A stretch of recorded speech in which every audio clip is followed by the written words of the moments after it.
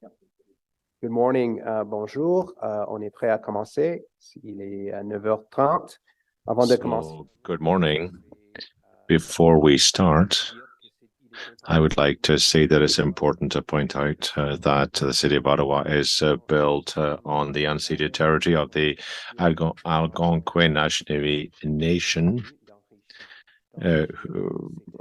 whose knowledge continues to enrich our lives. Regrets, which is great. And with that, I'll ask the community coordinator to do the roll call. Councillor Tierney. Present. Councillor Gower. Here. Councillor Leeper. Good morning. Councillor Kavanaugh. Present. Vice Chair Curry. Here. Chair Desroches. Here. You have quorum, Chair. Great, thank you. Declarations of interest. Seeing none. Confirmation of minutes from the meeting that was held on the 19th of June 2023. Is that carried? Yes. Carried, thank you. Our first order of business, and I note that the clerk has said we don't have any delegations, but the first order of business is the O-Train Stage 2 Light Rail Transit Project Quarterly Report. Before we get into the presentation, I will just say, this is our continued effort to put the high beams on this project to see how things are progressing and give councillors the opportunity to ask questions on the construction project. We have, of course, over the course of the last few months, done a number of things. We have come up with an action plan to respond to the commission of an inquiry that was undertaken, and we'll be getting an update in terms of how those recommendations are continuing to be responded to in the early part of the fall. We have done a peer review on the O-Train line deep dive to give us some third-party advice to make sure that things are moving in the right direction. And then at our last meeting, we had a rail operations readiness meeting, which didn't focus on the construction of the project, but rather all the myriad of tasks that are at play to make sure that once the system is up and running, so the Trillium line, that we are ready to take on passengers in a high quality and high service standard way. So we've done quite a bit of work, and today is again another chapter in again that oversight of this very important project for the citizens of Ottawa. So with that, I'll turn it over to Madame Amika pour commencer. Who will start her presentation? Thank you. Thank you very much. I'm very, very pleased to be here with you after a very, very busy summer. After a couple of weeks off, I'm now ready to get back down to work together on this project. Today, we will provide you with information on the status of the construction of all 3 O-Train extensions and provide you an update. Over the course of the next few meetings, we will provide you with more information on the progress of the O-Train expansion project, as well as plan for launching lines 2 and 4. Today, Michael Morgan, the director of our rail construction program, will provide a construction update on the Stage 2 LRT. Amazing progress is being made across the O-Train extension project. Through Ottawa, you can see the project taking shape with stations out of the ground, rail in place, and more. It's easy to see how this infrastructure will connect and move you through our city. As we get closer to opening, there will be many milestones to celebrate, and we look forward to sharing those with you. One of which is the opening of pedestrian bridges across the extension, enhancing connectivity and promoting active transportation within our communities. Earlier this month, we opened the Woodruff Pedestrians Bridge, connecting Woodruff High School to the west side of the Transitway, south of Laurier Avenue. We are committed to delivering a safe, efficient, and reliable rail system that meets the needs of our city. I will now pass things over to Michael. Merci. Thank you and good morning. Glad to be here and glad to give you an update on all the progress we've made on the construction over the past few months. It has been a very busy summer, and I think you'll see that in the photos and the update we provide today. So again, we just start with an overview of the map. In terms of the flow of the presentation, we're going to start with the south and just go from there.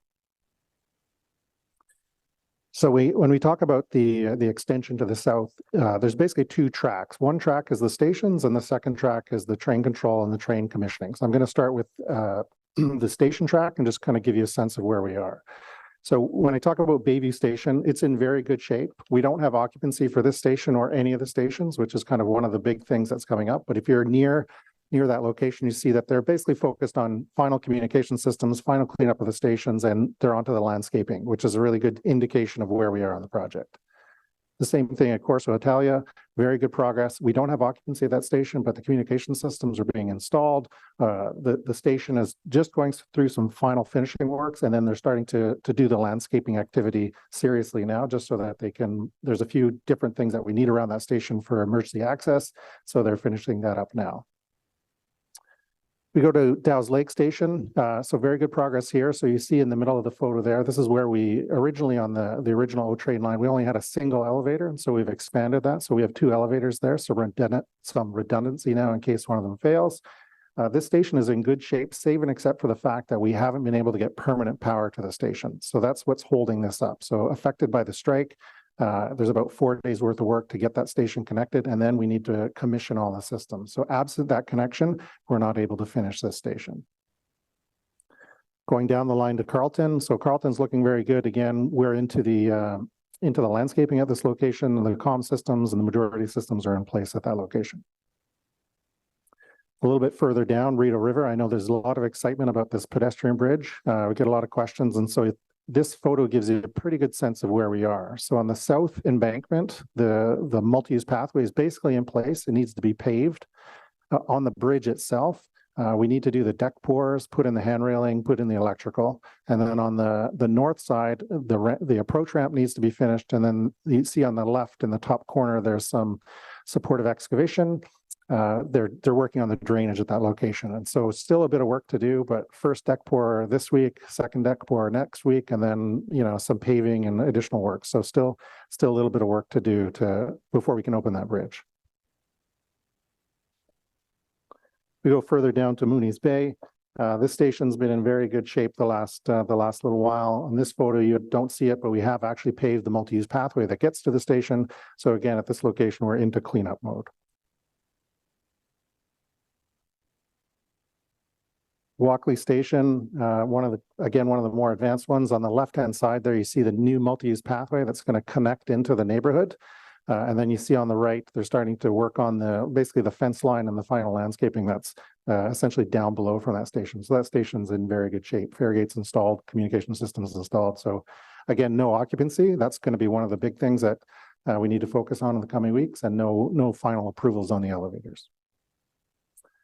MSF building. So we did a tour through there the other day. It's looking very good. The vehicles are inside. The front of the screen here, you see a wheel lathe, which is something we never had under the old system. We had to send the wheels out to get turned if they got wheel flats. So now we have that capability on site, which is very good, very exciting for the maintainer. Moving down to Greenboro Station. Again, Greenboro's been in great shape for a long time now. We used it for doors open. We had a train parked there.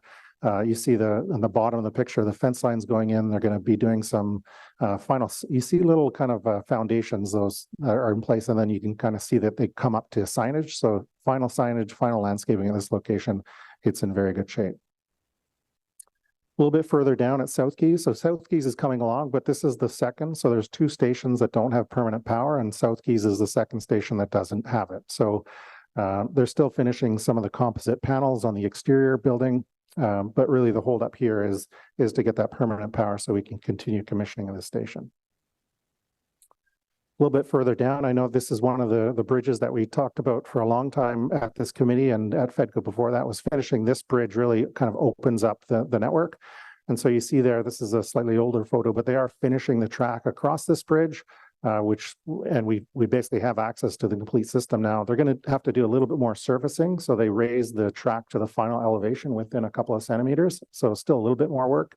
And then the other kind of really for the community in this area, the really interesting piece that's included with this bridge is on the left-hand side there, you see the concrete path, which is a new pedestrian connection across the road, and then it'll connect you to what was the old Osgood Trail. It gets you all the way down to Beausville on a multi-use pathway. So again, we haven't spoken a lot about this pedestrian connection, but this is, again, another one that's going to be very exciting for the community.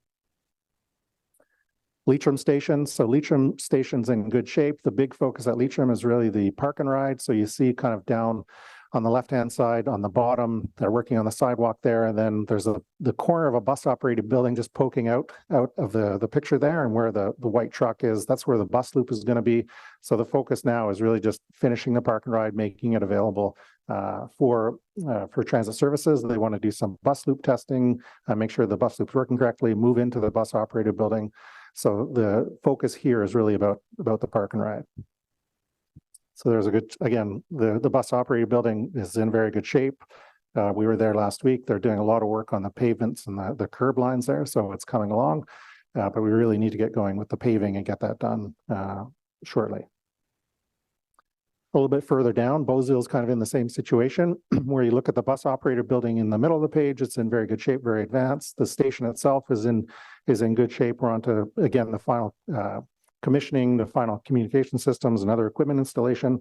But the focus is really to get that park and ride to a usable state. There's a nearby intersection, Beausville and Earl Armstrong. We need to get that to a usable state. And so that's kind of the two big activities that are going to happen at this location over the coming month. And then a little bit further down, just at Limebank Station, Limebank itself is in good shape. We've had trains down there, no issues there. Again, there's a couple of things going on here that are our focus. One is the bus loop, and then there's actually also, so the bus loop, it has a signalized intersection connecting to Limebank, and then there's also a secondary main street that connects to Earl Armstrong. And so, we have committed to, or the contractors committed to providing at the very least a pedestrian connection from Earl Armstrong, but we're working with them to find out the timing to ensure if that full main street is available for use when the system opens. We go over to the Ernst & Young Center. So this is actually, you can't really tell on the photo, but this is a 40-meter platform, not an 80-meter platform. So this one's a little bit farther behind. You see they're still finishing up the composite panel work. But otherwise, that's pretty simple work to do. One of the things that when you go through the stations today, what you do see is that there's a lot of glass in these stations, and the glass is coming from overseas. And there's a number of locations where they've had to put in kind of a finished plywood as a placeholder because, they may receive the glass, it's broken. They put in a plywood placeholder just on a temporary basis. The idea is to get obviously all the glass in place, but there may be some scenarios where instead of a glass panel, we'll on a temporary basis, we might just use a plywood panel. And then the airport station, which is in very good shape. It's been in very decent shape for a long time now. And just another look at the platform there. The signage is all in place, doing very well. I mean, there's not a lot going on there. We've got trains to go there. We're very close to occupancy there. The last thing that we need to do to get occupancy is to get the fire alarm system connected from here back to our control center. Getting that fire alarm system is really kind of the last thing we need to do to get occupancy at a number of stations. And then just in terms of some of the mobility impacts, I think most people, these have been fairly static, I would say, over the last couple of years, just the multi-use pathway along the Trillium line being impacted. And then obviously with the intersection, if you're down near Beausville, Limebank, there's a lot of, you're driving through a construction zone right now. There's a lot of traffic cones, construction activity in that area. If we talk about just some of the upcoming activities, obviously finishing testing commissioning. So we're out just about every night right now with the Stadlers and verifying the operation of the Stadlers on the line, but also the operation of the signal system. We need to get occupancy for the stations. And then once we have those two things done, then we can kind of look at timing for trial running and then start into some of those operational readiness and dress rehearsal activities that we spoke about last time. The other thing that we did want, just because this is a carryover slide from a few months ago when we provided a deep dive on some of the project risks, we just wanted to highlight a couple of things that are still going on.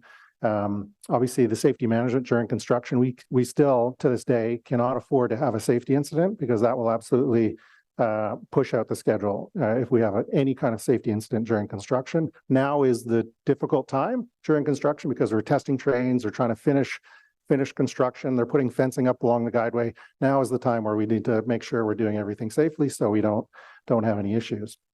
In terms of remaining works, you know, Transport Canada approvals, the TSSA approvals for the elevators, building code occupancy, those are kind of the big things driving the stations.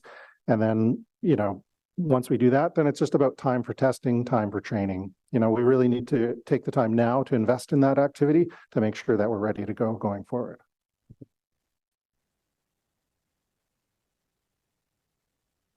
Just in terms of, you know, the look ahead on the overall schedule and where it sits, you know, this hasn't changed too much. Obviously, we're, you know, taking in mind and taking into consideration the things that came up during the public inquiry in terms of safety management from the start, systems integration from the start, having third-party oversight for the trial running program, which we've now put in place, making sure that we're essentially just patient and we, you know, to borrow a term from another big project, we enter service cautiously. So we take our time, we do it correctly. So that's the Trillium line. So now I'm going to go quickly through the east.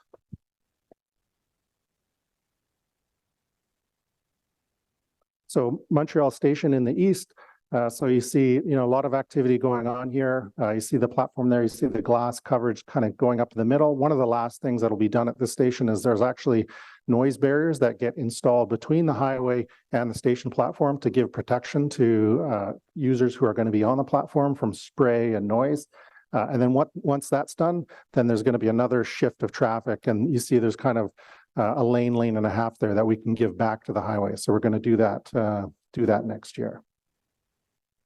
A little bit further down at Jeanne d'Arc, coming along, this station's in very good condition. It's actually about 90% complete. So we're quite happy with the progress here. One of the things that we'll talk about a little bit later is you know, we've committed to making big changes to this location in terms of the road configuration. If you look at the road configuration now, you know, 4 lanes of traffic with a center median, it's, you know, it's a dangerous place to walk as a pedestrian. It's even more dangerous if you're on a bike. And so we have a plan in place to rebuild this entire road, but that's going to require a lot of work and there are going to be impacts. We're working through with the contractor what those impacts are going to be, but in order to rebuild the road, give back space for pedestrians and cyclists, we need to strip the surface down. We need to put new bridge bearings in. There's a whole bunch of work here. The outcome will be fantastic, but there will be some impacts in the short term. And this is just another look from a different angle. Next station down, Convent Glen, looks very similar. Not quite as much progress. And then just in terms of the track, so if you think end to end, plus there's a pocket track, there's roughly 25 kilometers of track that needs to be laid in that location, and we've installed 23.5 kilometers to date. So 90% of the track is installed on the east segment to date. So very good progress there. And then in terms of the catenary poles, about 50% of the catenary poles along the length of the alignment are in place. A couple of photos of Place d'Orléans. So here you see the platform. Where you see the yellow is they're getting ready for the final platform pour. So they bring the track through. And once the track's set, then they will pour the platform to make sure the platform height is at the right elevation. Once that's done, they'll be in a very good shape. The other thing, again, this will be similar to Montreal Road. There's a noise wall that will be sitting between the highway and the guideway to protect users on the platform from any impacts. This area you see here, we've closed the high-speed lane. We are working with the contractor to reopen that lane for the fall, and so we're watching that very closely now. Down further at Trim Station, so you see. You know, the tracks actually go quite far left out of the screen, but the station's coming along nicely. Next shot of the bus loop, or the bus station. So this is the transfer station. Again, this will be configured like other locations where if you're coming on the bus, you'll be able to just walk straight through. You won't have to swipe. It'll get into a fare paid zone.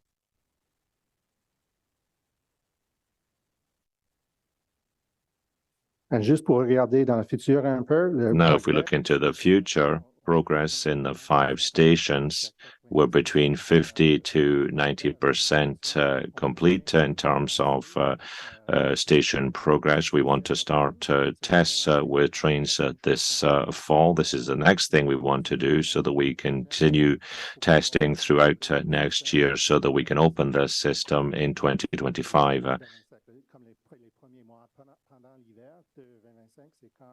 So in the first few winter months of 2025, that's when we'll start trial running. So there's a lot of work that still needs to be done, but with the percentage of track that's already been laid, we're very, very satisfied. And we think we'll be able to start testing on time so that we can test the control system. And next year, you'll see a lot of trains on the eastern segment. This will really show communities that we're really progressing with the project. Just talk a little bit about some of the road impacts. So that, because we're working in the middle of the highway, there have been ongoing and continuous road impacts in this area affecting, some pretty big peaks of traffic impact. So I have to acknowledge that that's been happening in the east. We are looking to clean that up. We are getting to a point where we can reduce some of the impacts on the highway. There's still work to be done on Montreal Road. There's a water main on Montreal Road we need to change. I spoke about Jeanne d'Arc. There's some big work happening on Jeanne d'Arc to get that to a place where it's really safe for pedestrians and active transportations and the accessibility community to get to that station. So there's a lot of work coming. So I don't want to undersell that there aren't going to be more impacts, but we are trying to reduce the impacts on the highway this year.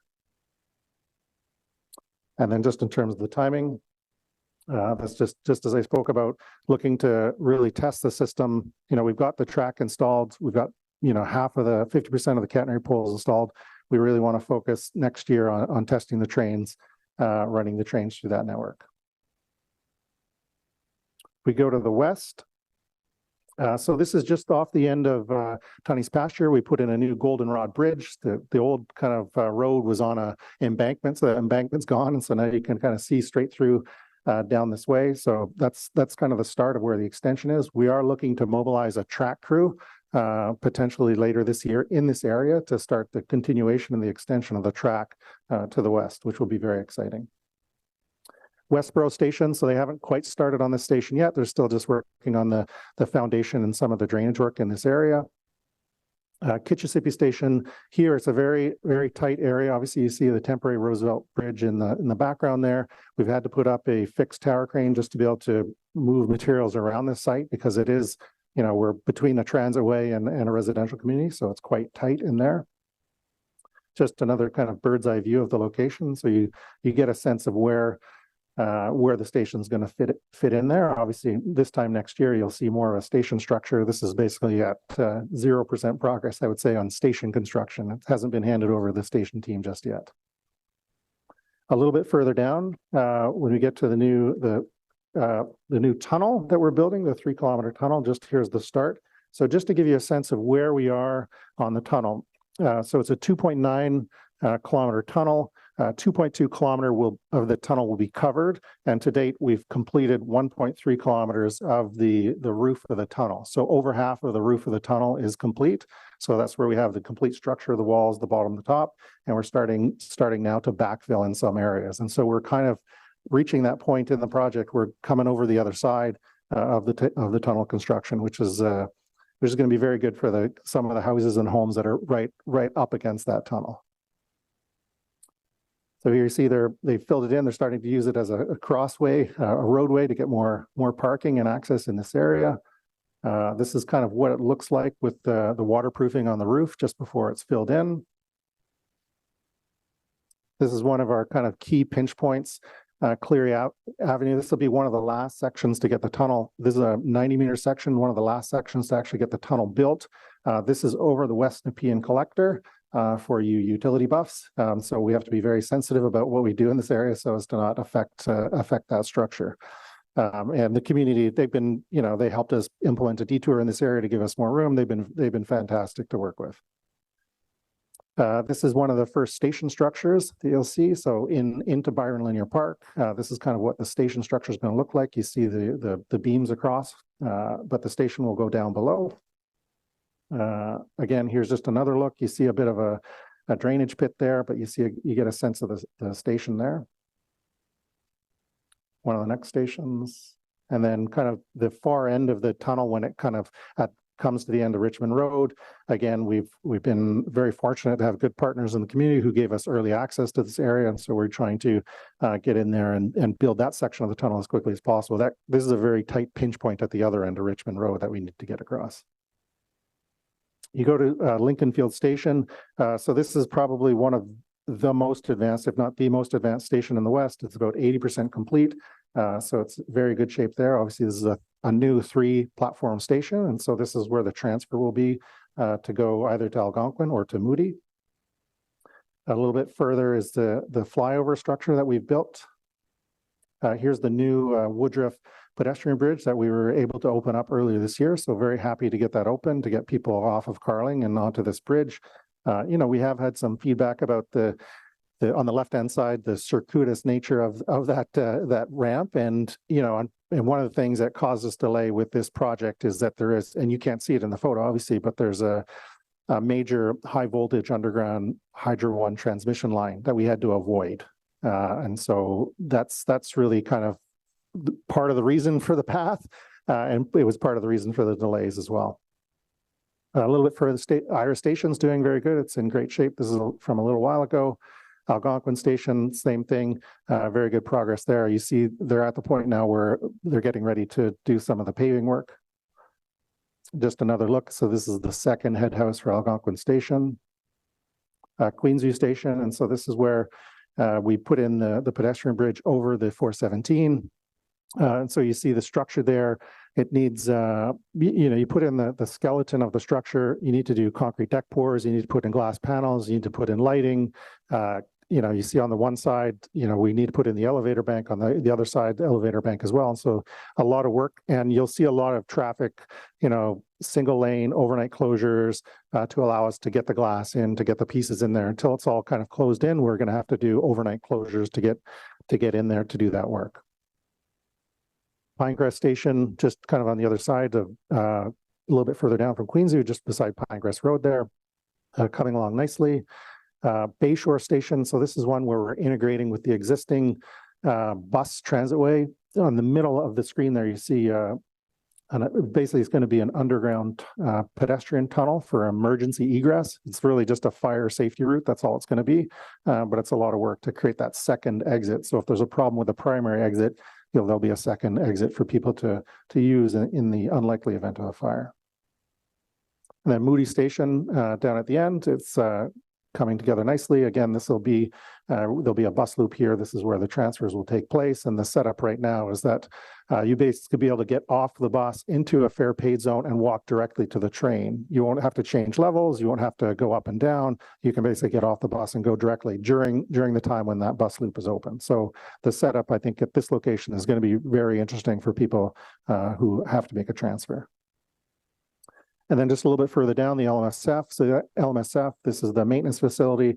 It has a car wash and a light maintenance bay. This is just for light servicing. We're starting to put the track in there. They're trying to complete that yard this year, including the catenary installation. And then because of delays in the tunnel, we're going to figure out a way, we haven't sorted all the details out yet, to truck one of the Alstom vehicles over to the yard so we can do early testing with the train control system. So as soon as we finish train control testing on the east, we'll truck a vehicle over to the west and we'll start testing the yard just to kind of maintain the momentum with the signal testing. Just another look at some of the track work that's going in. And then just, kind of a look ahead to where we're going. Focus right now is on finishing the tunnel, making sure that the tunnel is complete as quickly as possible, keeping in mind, construction safety and road impacts and all the other things. Once we have the tunnel done, that really opens up the opportunity to make the track connection all the way through, and that creates kind of a new world of possibilities in terms of testing and training and commissioning. So that's what we're looking forward to there. In terms of impacts to the road network, I think it's these are pretty well known at this point. There hasn't been too many changes to the actual detours. Transitway closures happened about a year or so ago. We're still working on the Pinecrest interchange to see when that can get opened up. There's some pressures there in terms of do we do a partial opening or a full opening? And then, you know, and then we have to consider also one more detour near Iris, but still in the mix. Other than that, you'll see the 417 closures from time to time, just to do some work on the pedestrian bridge. And then in terms of the schedule, we're still into the fall of 2026. In terms of where we are in the schedule, still looking for opportunities to recover some time, but obviously some of it's accumulated and we won't be able to recover. And then just kind of a recap summary of some of the information sessions that we've had over the past few months. Obviously, people I know are anxious to know about the schedule on the Trillium line. We are planning to come back in September to provide a bit of a deeper dive. I know we owe you some feedback on, for example, the trial run scorecard, to bring you the actual scorecard so you can have it. So some of those kind of finer details and the timing of what do we need to do trial running, all those things, I think will come to you with in the next month or so. And this is how you can get a hold of us. If you have any questions or feedback, always happy to take comments. We do try to respond to every single email we get and every single resident inquiry. The team is quite active in terms of responding and providing detailed information. And so hopefully that you take advantage of that and you subscribe to the newsletter if you have questions about traffic or want the latest traffic updates. With that, I think we'll take questions. Great. Madame, quelque chose à ajouter avant la question? Non? Rien, merci. No, I'll just say it's Chair. Nothing to add. Thank you for the update today. And just on that last slide, yeah, that email subscription, I encourage residents to sign up and find out how this project and all these projects are moving forward in terms, especially the traffic impacts that you talk about. So I'm glad you pointed that out. We'll start with committee members. If you could put your hand up, I will recognize you, Councillor Leeper, and then Councillor Kavanagh, then Gower. Thanks. I don't have a lot this morning. I think the one concerning thing I heard was with respect to getting power to South Keys and Carling Station. How is that expected to be resolved in a way that keeps us on our timeline? So the current plan for Dow's Lake Station is we're going to have to park a very large generator at that location during daytime hours to be able to test the electrical systems. Today, that's our mitigation. Okay. Can folks come in and see me about that? Sure. Aerial line. Yeah. And that was really the only major question I had. I am curious about testing of the vehicles on the O train, or sorry, the line east, where you'll finish the track up. What will passengers see trains coming in from the east to Blair platform and then going back, or how does that work with the system still working running west? Mr. Chair, so initially we will take a train over to that area and it will stay in that area. So the train will basically we'll use it to test between Trim Station all the way through. There's a pocket track just to the east of Blair. And that's basically going to be the turnaround point. At some point later in the program, we'll have to take the train closer to Blair Station. And then near the end of the program, we'll have to, at night, test the boundary condition. So we'll have to go back and forth from Blair through, basically, we'll set up a bit of a back and forth between Blair and Montreal Road, go back and forth across the boundary to make that boundary condition work. And then in the final stages before we open for the public, we would be doing a ghost running service where the trains would be running through. So all the trains would arrive at Blair. We'd have customer service personnel there, basically asking all passengers to disembark, and then the train would continue on through to Trim. So basically a form of ghost running where the trains would be through running all the way to Trim and passengers would have to disembark at Blair. Fascinating. Thank you very much. Thanks, Chair. Thank you. Continuing with members, Councillor Kavanagh. Thank you very much, Chair. And thank you for the presentation. I also want to give thanks to the Stage 2 team for all the work they do and keeping me informed, my office informed, and residents informed. And thank residents for their patience. It's been a long haul. I think everyone could see from the the slides, how close houses are to the work as opposed to the east end and the south. So they're very highly impacted. And it's important to keep them informed on what's going on and what we can do to mitigate the effects of all this construction, because it's massive. And they get it's important, of course, but it's anything we can do to help. I appreciate the fact that we've got the pedestrian bridge open at Woodruff, and I hope to be discussing maybe a new name for it, because I think it's time for a new name for it. So we can talk about that later. The pedestrian bridge at Queensview, as you can see, is just getting started. And residents are very anxious to have access to that as well.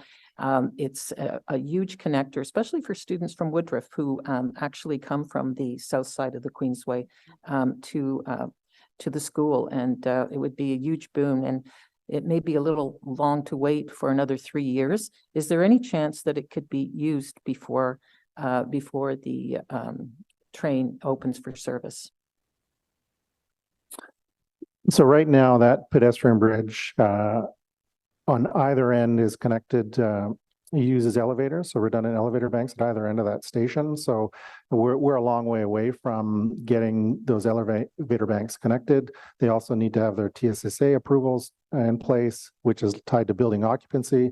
So there would need to be a scenario where we could carve out building occupancy and maintenance obligations and a few other things to enable that to open up early, but that would be near the very end. Like there could be a scenario where, if we're still testing trains and everything else was done, building occupancy, fire alarm systems, all those things, there could be a scenario, but that's something we need to revisit probably in 2 years.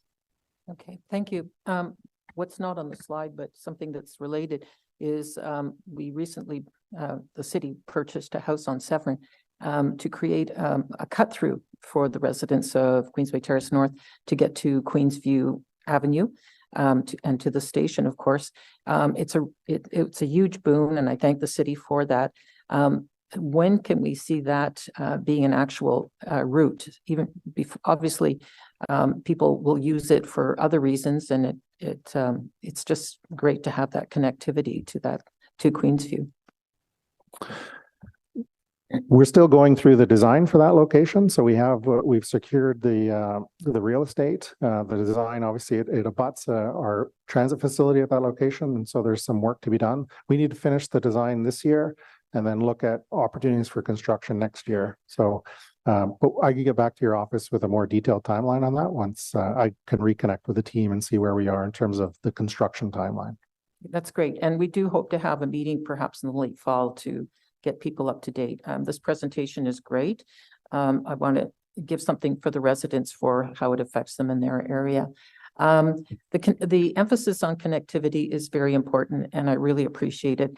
One thing I noticed when I went over the pedestrian bridge at the Woodruff Bridge, I went at night, and I found it a little hard. There's no lighting, and I know that we've been back and forth on this, but just personally, I found that it would be nice to have some low lights just to mark the way. Not talking about highlights, but that would be very helpful as someone who uses this and who cycles in that area. So I just want to pass that on, that that would be helpful. I also appreciate the fact that the connectivity in terms of cycling and pedestrians and keeping them separate as much as possible. If we can continue to do that, that's really important. Not just have multi-use paths, but to emphasize wherever possible to keep cycling and pedestrians separate. I'm seeing that everywhere. The growth in cycling and walking started during the pandemic, and we see that we don't want those conflicts. So just to make sure that that's emphasized. Am I still okay for time? Getting tight, but okay. continue. The Pinecrest ramp closure. The signage says fall 2023, and people are chomping at the bit, and I keep getting asked when fall 2023. We're almost there. Can you give me a more precise timeline? Mr. Chair, that area has been affected by a number of the recent storms. We're trying to finish the final invert of the tunnel, the cut and cover section that goes through that area. We are behind a little bit by a few weeks, struggling to finish that little piece off. And then from there, it would only be a staged opening of that interchange. And we're just trying to make sure that the staged opening makes sense at this time.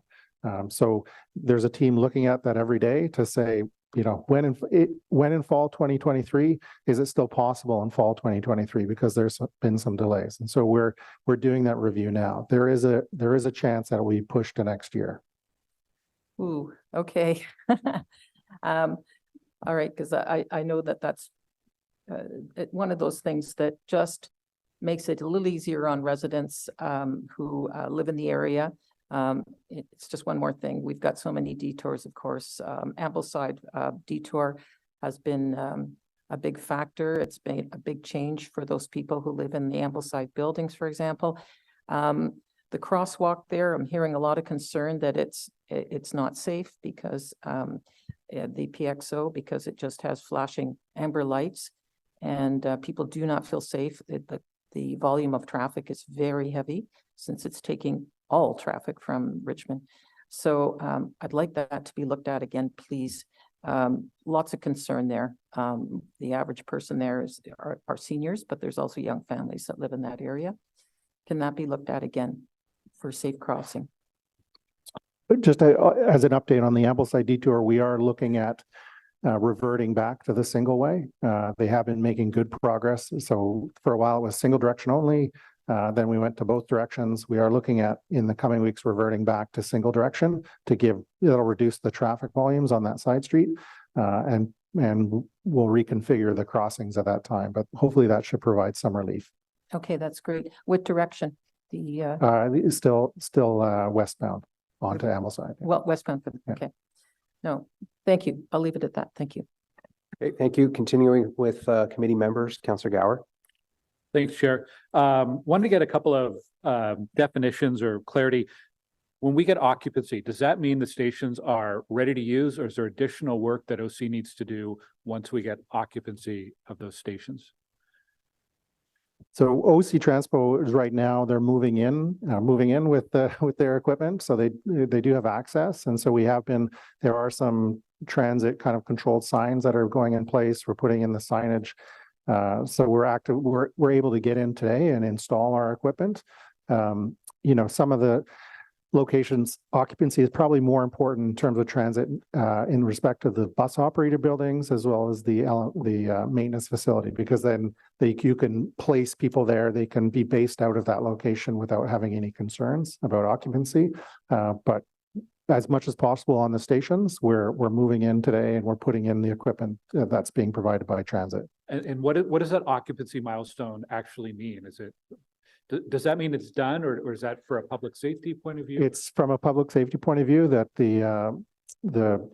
from a regulatory perspective, you are allowed to put the public in that space, and it is safe for the public to be in there.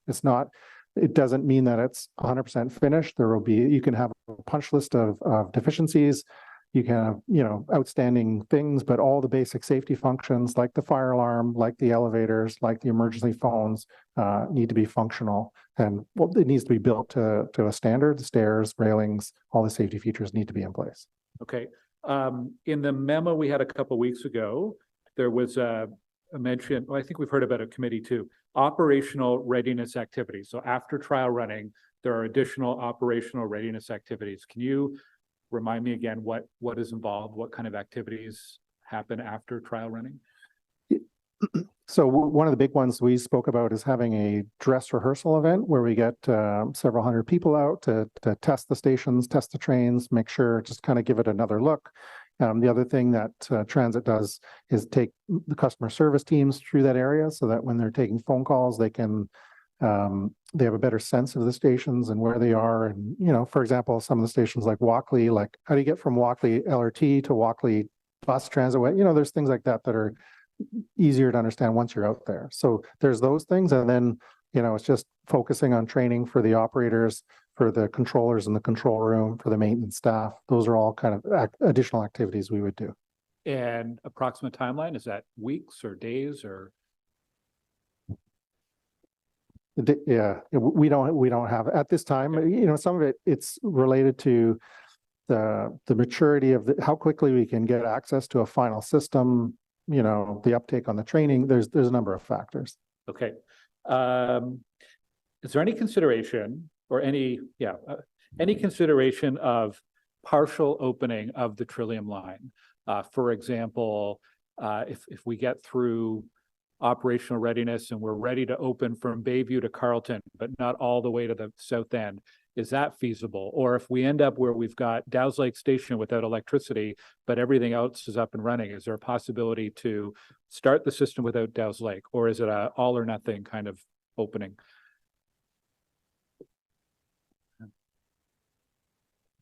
Thank you for the question. We can consider it. However, it won't be my recommendation at this time. Okay, thank you.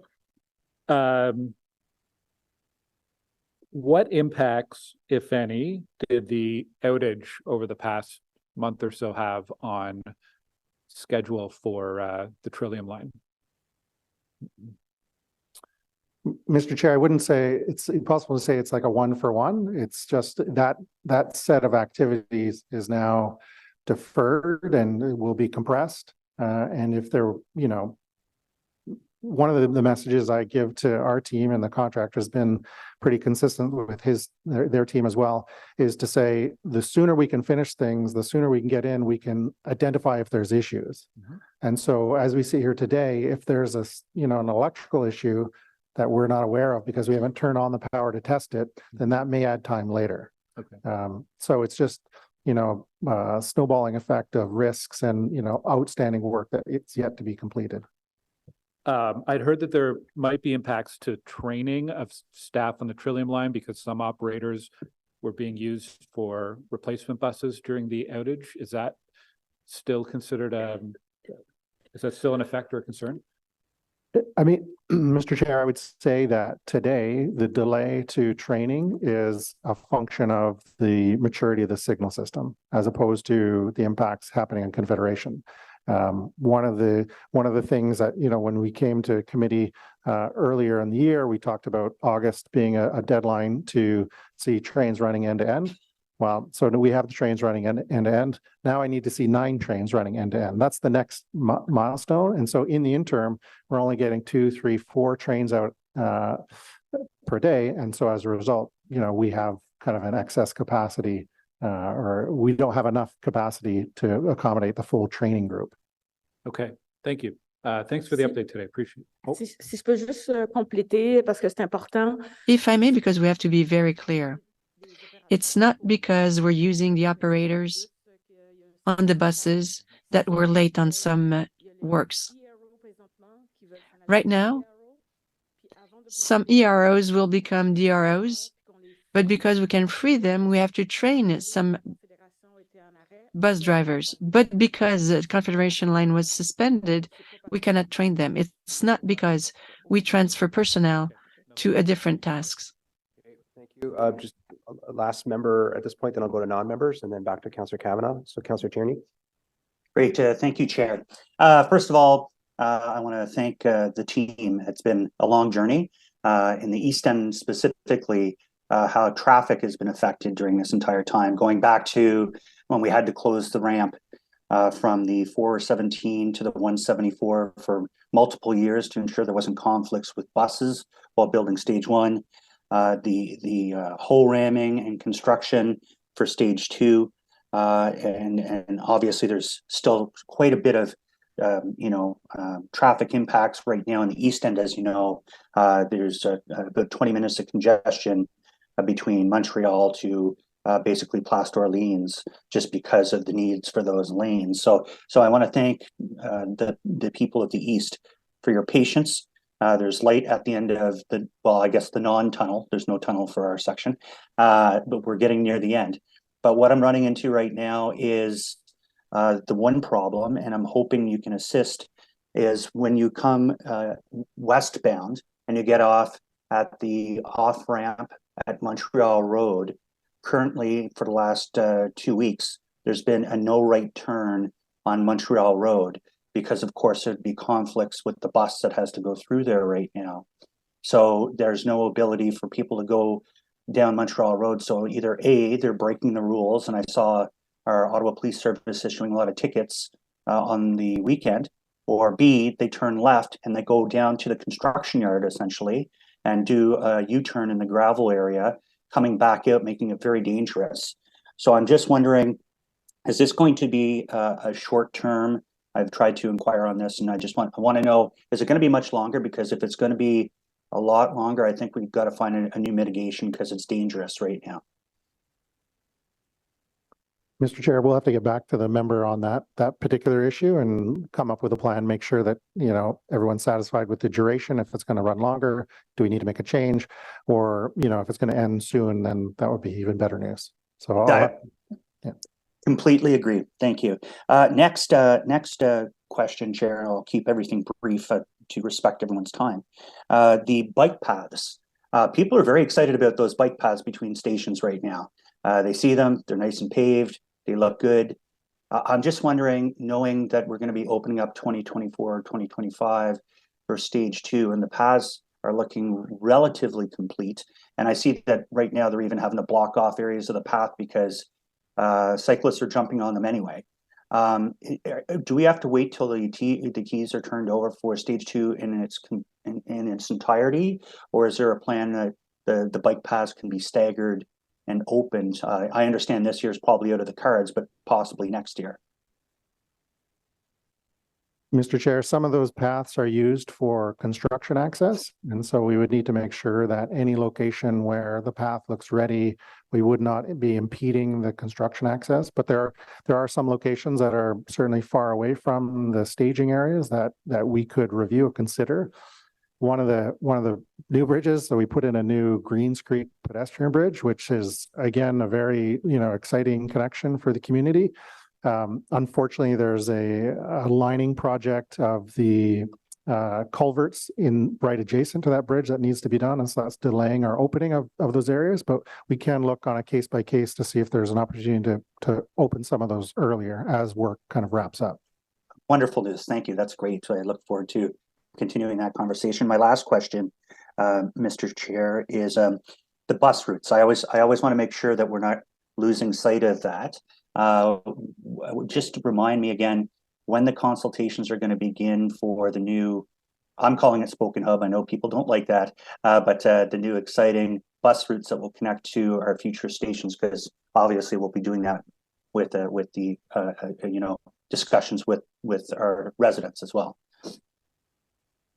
Mr. Chair, we've, as you know, as certainly the councillor knows, we held public engagement sessions early part of the summer with residents in that area. We've conducted a very extensive survey, which many customers took part in, telling us their priorities were for designing the future transit network.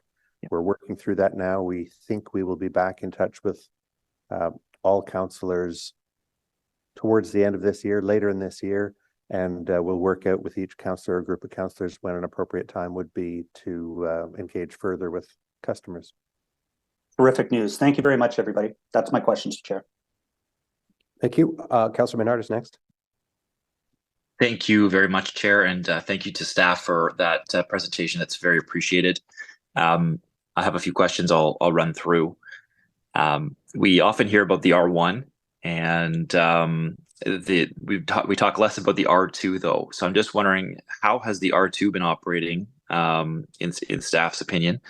And obviously we're going to have to extend the timeline the R2 is operating to replace the former O train further than we expected. But just wondering if you can provide a brief update on that.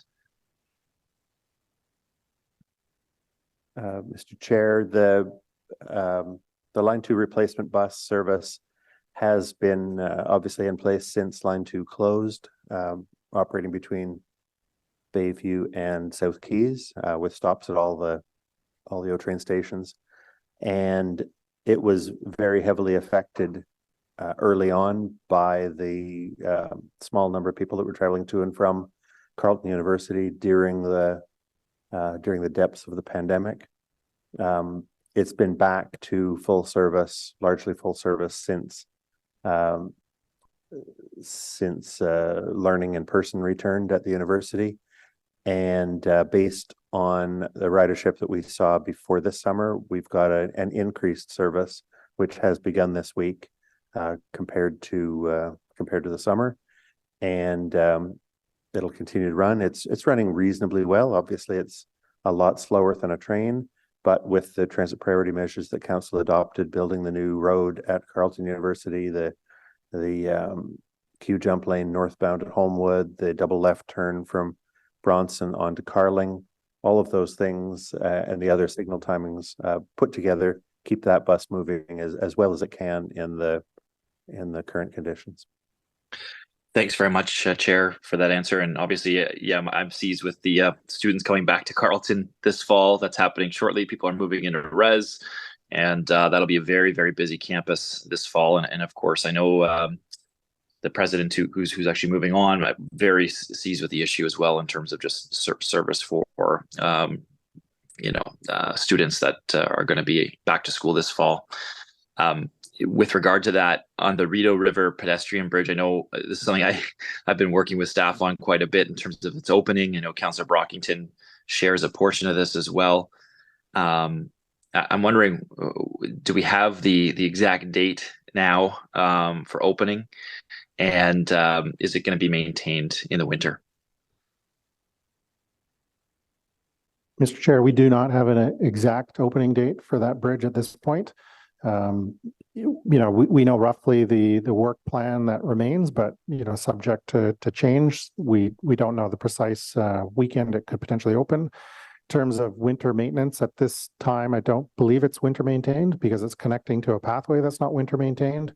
I think just the opposite. People are looking to convert that pathway into a ski zone. So there's probably some discussion to be had there. Yeah, I'm excited to extend the Rideau Winter Trail along those NCC pathways and connect up with that bridge and Carleton University, certainly. And just want to make sure, do we have I know you didn't say exact date. Do we have an approximate time, though? Are we looking at September as we last discussed, or has it been moved off further? Just in terms of remaining work, there's a concrete pour on the deck this week. There's another concrete pour the following week. There's some remaining drainage work required on the north side. We need to pave the approaches on either side, and we need to do the electrical work on the actual structure for the lighting. So that puts us closer to the end of September in terms of everything going well and not running into any more hiccups. Okay, thanks very much for that answer. That's appreciated.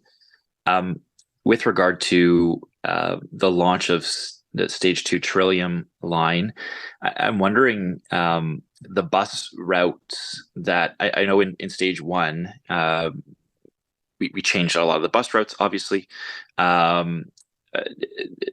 Is there going to be a memo that shows the up-to-date how those bus routes will be changed with regard to R2 timing, and then also obviously other routes that service that line, similar to Councillor Tierney's question, just for the launch of the Trillium line?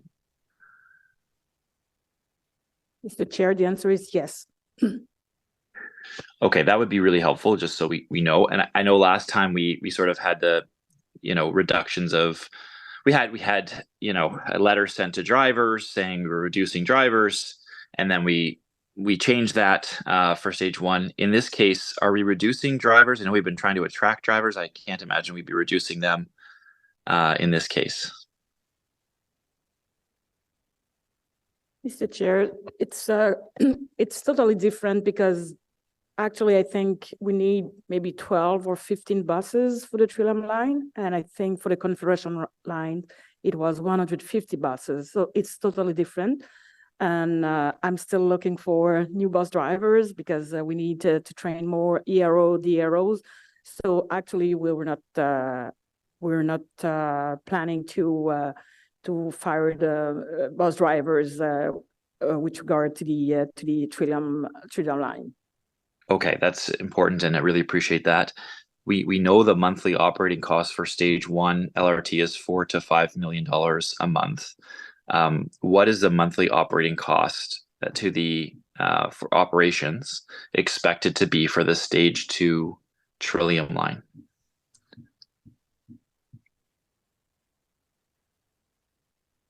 We can come back to chair with this. I don't have it on the top of my mind. Okay, that's really helpful.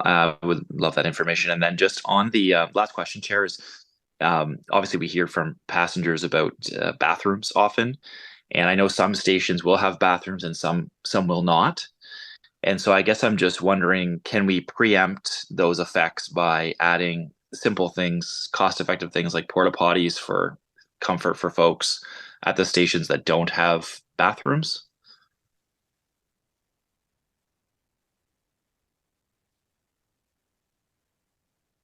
Mr. Chair, at this point, there would be no plan to add porta potties to the Trillium Line transit stations, but we can certainly get you a list of the locations where we have a plan to add public washrooms, because that is being we are adding more public washrooms in line with what we did in stage 1. Obviously, not at all locations.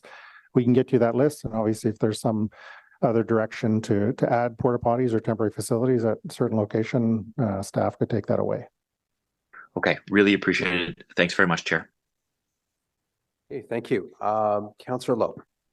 Thank you, Chair. With the single car operations on line 1 right now, and the school year at Carleton expected to start again soon, I think.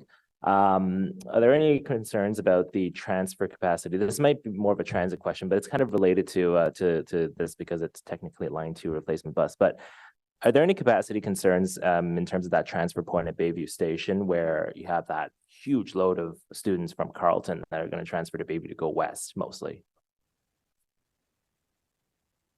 Mr. Chair, we'll monitor that, but actually we don't have this issue, but we can face with it easily because if we need, we can have double cars instead of having single car. Okay, and because I know the intention behind a single car is to reduce the mileage or to preserve the mileage of the trains. But if I may throw out a suggestion, perhaps extending the line 2 bus to Tunney's Pasture, just even if it's a peak period thing, especially later on as the school year ramps up when we get more passengers. Second question, still on line 2, the signal so is the line still considered, is the line still going to be considered a heavy rail line like the former O train was? So, Mr. Chair, we still have federal regulatory obligations, and so as part of the line, we've maintained the ability to take freight vehicles on the line through a certain route, and so that requires platform extenders at some locations to create that route. We are still supporting the National Research Council, who every 6 weeks or so, they take a delivery of test cars, either from VIA or from CN to their facility, which is just south of Walkley Yard. So that section is built for heavy rail. So we have a portion of the line from essentially the south, where it turns at Beauceville, all the way through to Bayview, that still technically could take a freight vehicle. We still have those freight obligations still exist. The only actual freight movement is the movements from Walkley Yard to the National Research Council facility. Okay. So I noticed that the signals that have been installed on the Trillium line are very similar, maybe the same as the ones that are on the Confederation line. Please correct me if I'm wrong. But are there any, I'm assuming Transport Canada has kind of given an okay for those signals, because they kind of have a very particular railway signal design.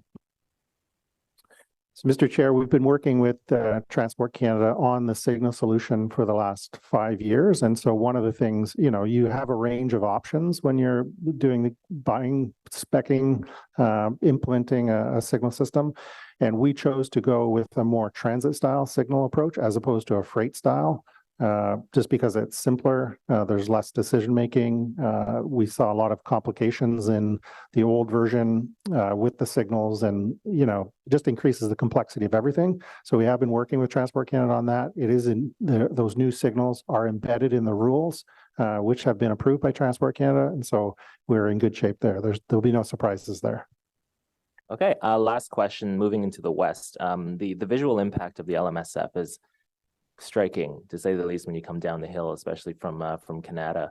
Have there been any plans or at least discussions to perhaps soften that? I know it's on the aesthetic, it's more of an aesthetic discussion. It has no service impact at all, but have there been any discussions or plans to soften that impact? Mr. Chair, at this time, no. Okay, thank you. Thank you, Councillor King. Thank you, Chair, and I think I'll just continue to build on some of the questions that Councillor Lowe had in regard to the memo issued on August 16th concerning stage 2. I was just wondering if staff can provide more additional technical detail as to why the signal testing has been advancing slowly, since that is one of the key items that's holding up the project. And I'm just wondering if that is tied to delays to hydro installation.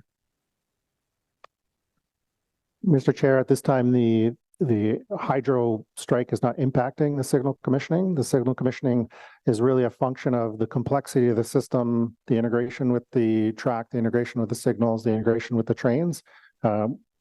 Typically, we see this go slowly, so we knew that at the start of the summer that the schedule was aggressive, optimistic, all those things. We, did put a number of qualifiers around it, and it's progressing slowly because signal testing often progresses slowly. Okay, appreciate that answer. Do we have any, and I know you're going to, I think you indicated that you're going to provide us some more detail at the next meeting, but I'm just wondering if we can get an idea of timelines concerning the signal testing. Generally, in terms of the testing and the progress of the testing, what we're looking for is for them to ramp up from, they're going to go from 2 trains to 5 trains to 7 trains to 9 trains on the network over the next 4 to 6 weeks. So that's, as we see that progress, you'll if you live near the line, you'll start to see those vehicles, start to see them more frequently. That will be the indicator for progress on the testing of that system. Okay, I appreciate those answers, and those were my questions. Thank you, Chair. Thank you, Councillor King. Back to Councillor Kavanagh. Thank you, Chair. I think I heard when you were responding about to Councillor Menard about the pedestrian bridge, that there's lighting on that pedestrian bridge. Is it possible to have the same lighting for the current Woodruff pedestrian bridge?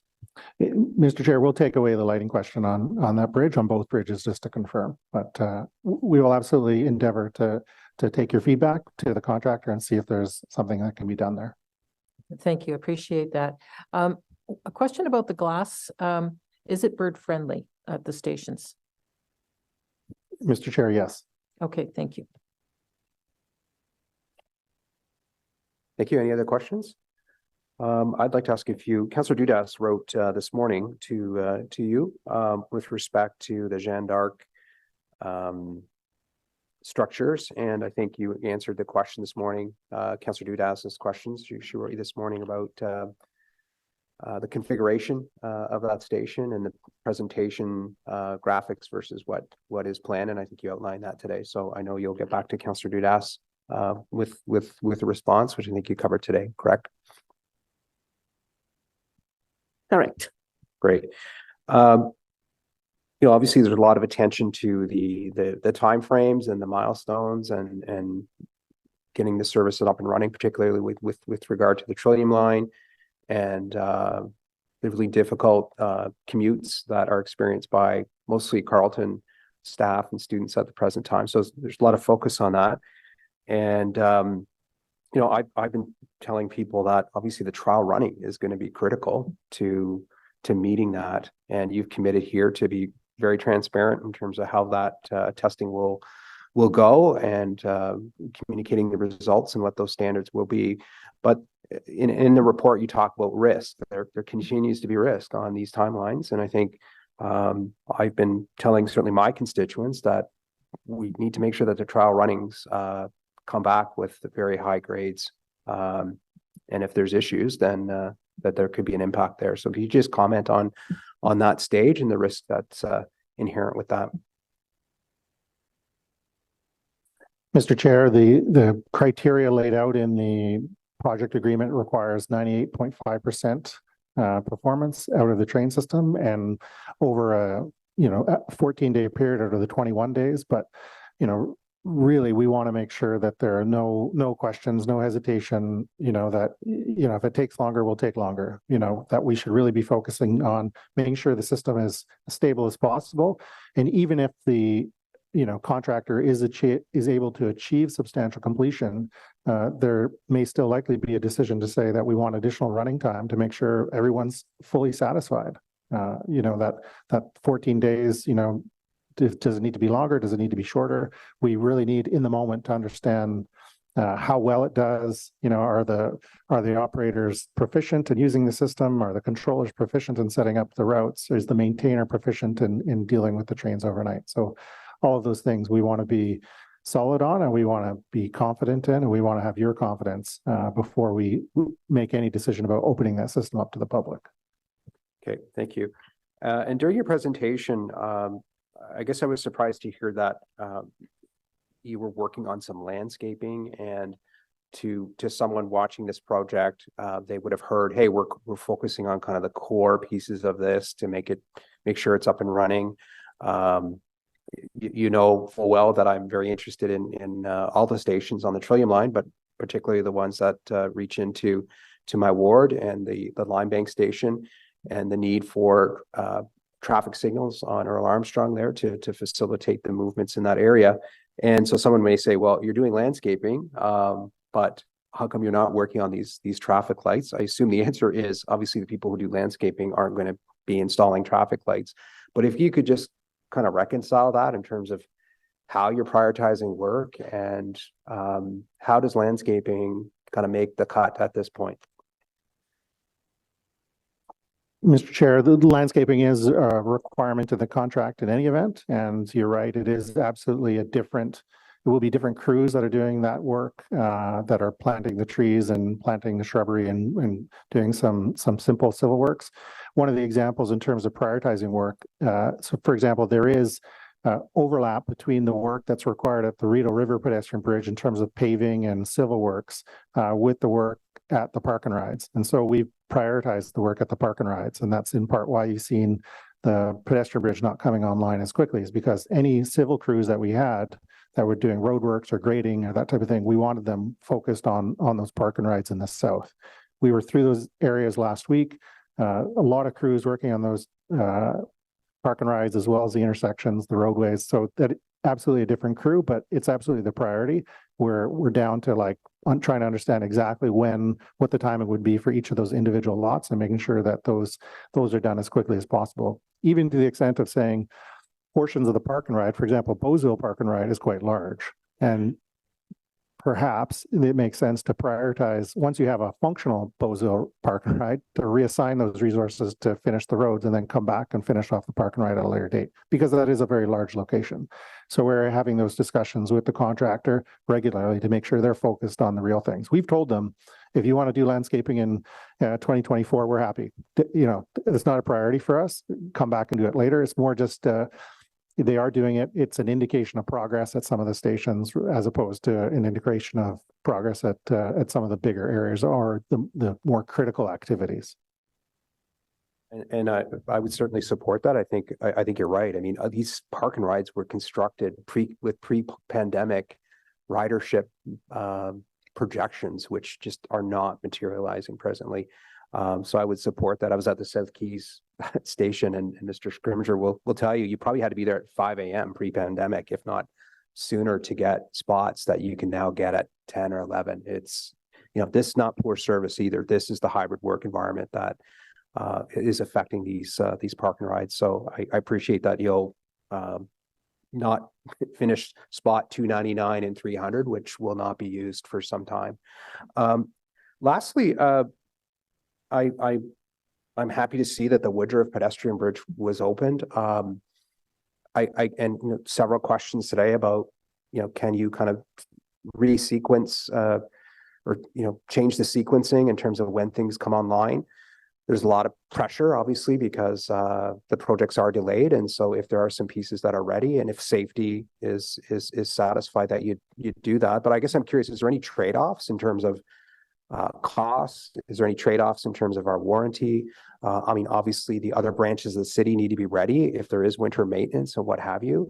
and I assume you're working with them. So I see it in the suburban communities when we have new parks come online, that the pressure to get in the park, we will say, we will open this part here and let people, use this part, but the soccer fields are still closed or this structure is still closed.